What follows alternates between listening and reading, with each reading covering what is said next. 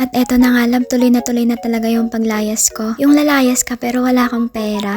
Guys, buhay nga naman ay parang life. Anyway, nasa airport na pala ako dito love. And maya maya papasok na rin ako sa entrance. Kaya sinimulan ko na magpaalam sa naghatid sa akin. Sobrang thankful nga ako kasi akalain mo yon may tao pa palang gustong maghatid sa akin. Parang feel ko kasi sobrang unfair sa akin ng mundo. Lah, nagdrama na ang lola nyo.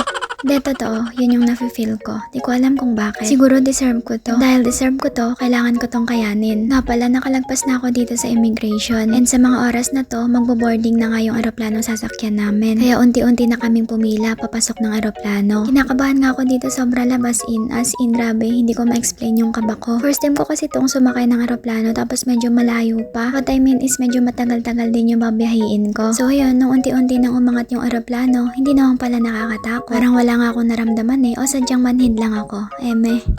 Then eto nga pala yung in-order mong pagkain sa akin. Medyo blurry nga yung pag-video ko dito, di ko rin alam kung bakit. Baka dahil kasi nasa eroplano ako o sadyang malabo na talaga tayong dalawa. Charot!